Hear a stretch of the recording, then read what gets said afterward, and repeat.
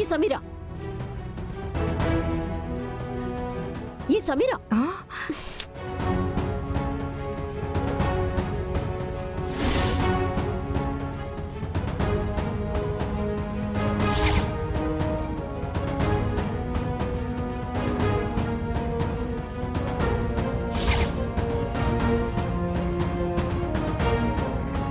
ఏ సౌమ్య ఆగవే.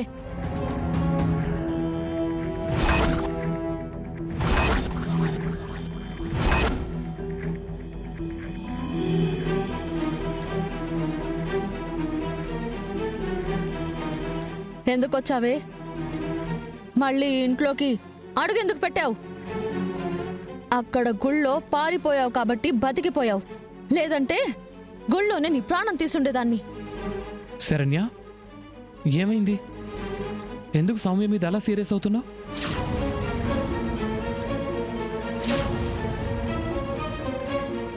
ఏవండి, ఈ సౌమ్య కరెక్ట్ కాదండి. ఇది మిమ్మల్ని ఏదో మాయ చేస్తుంది. గుళ్ళో ఇవాళ మీ చేత్తో మెళ్ళో తాళి కూడా కట్టించుకోవడానికి ట్రై చేసింది.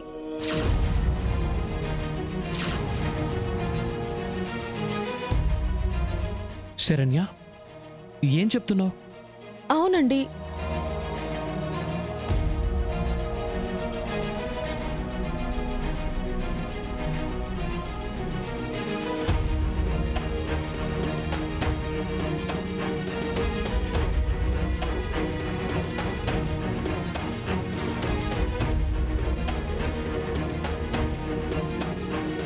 ఇది జరిగింది.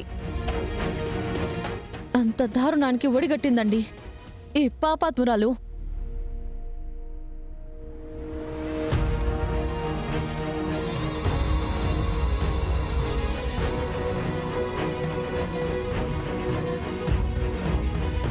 ఓ, బ్రేస్లెట్ పెట్టుకోలేదా? సరేలే. సార్, నేను ఇదంతా ఎలా చేస్తాను? మేడం గారు నా గురించి చాలా తప్పుగా ఊహించుకుంటున్నారు. శరణ్య, సౌమ్య నన్ను గుళ్ళో పూజుందని పిలిస్తే నాకు నేనుగానే వెళ్ళాను.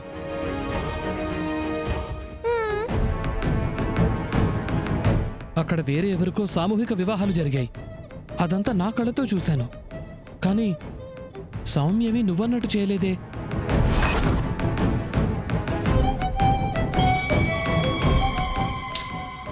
నువ్వే ఇదేదో అనవసరంగా ఆలోచిస్తున్నావు.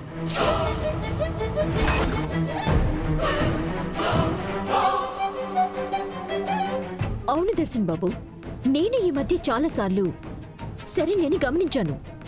లేనివి ఉన్నట్టుగా ఊహించుకుని ఇలా వింతగా ప్రవర్తిస్తోంది. కాకపోతే మీరే ఇలా ఫస్ట్ టైం ఫేస్ చేశారు. ఏ అనన్య, దేనికి వెధవ సపోర్ట్ చేసి మాట్లాడవంటే 2 చెంపలు వాయించేస్తాను. జాగ్రత్త. ఏమండి, ఇదంతా వీళ్ళందరూ కలిసి ఆడుతున్న డ్రామా అండి. మిమ్మల్ని సౌమ్య గుళ్ళో పెళ్లి చేసుకోబోతుందన్నా ఆ విషయం చెప్పింది వీళ్ళే.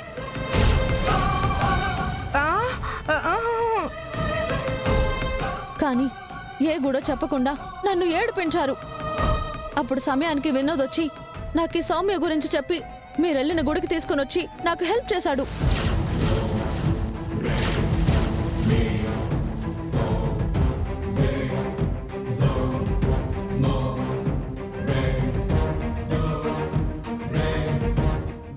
ఇదిగోండి, వినోద్ని అడగండి.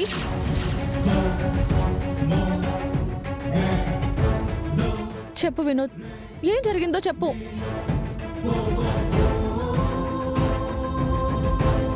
ఈ వినోద్ని ప్రేమ పేరుతో మోసం చేసింది ఈ సౌమ్యనేనండి.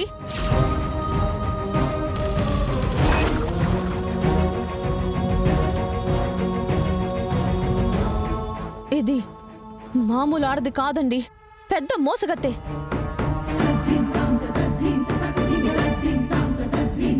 వినోద్, ఇప్పుడు చెప్పు. దీని గురించి నువ్వైనా చెప్పు.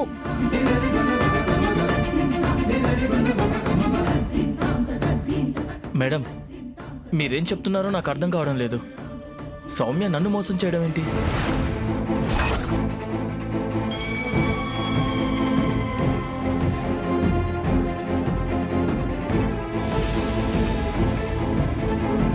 నన్ను మోసం చేసిన అమ్మాయి ఈ సౌమ్య కాదు, తను వేరే అమ్మాయి.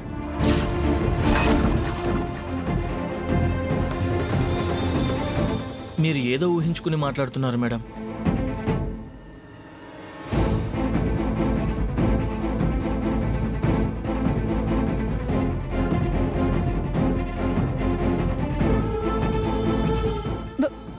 వినోద్, ఏంటి నువ్వు చెప్తుంది?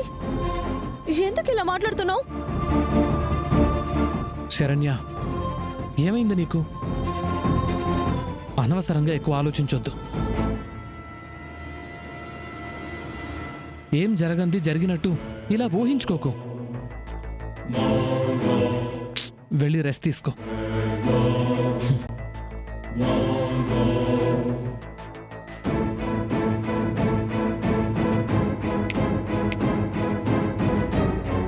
ఏంటి శరణ్య, ఎలా ఉంది నా ట్విస్ట్? బాగుందా?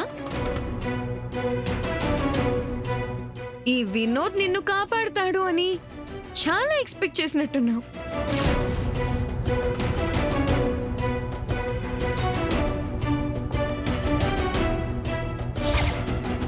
వినోద్, బెంగళూరులో మీ అమ్మని టార్గెట్ చేసిన నా మనుషులు అక్కడే ఉన్నారు. పిచ్చి వేషాలు వేసి దర్శన్ ముందు నా గురించి చెప్పావో అక్కడ మీ అమ్మ ప్రాణం పొద్ది. జాగ్రత్త.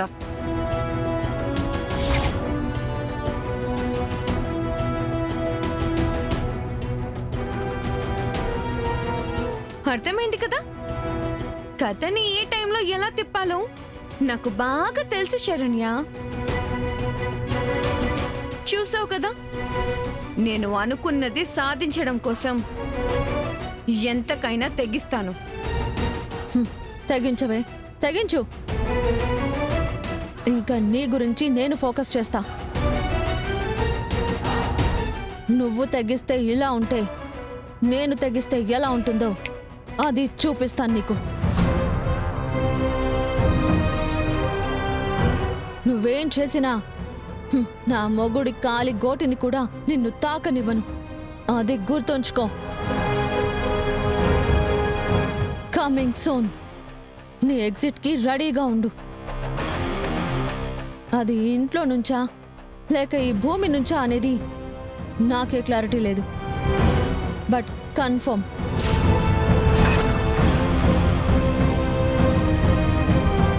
మీరు కూడా రెడీగా ఉండండి.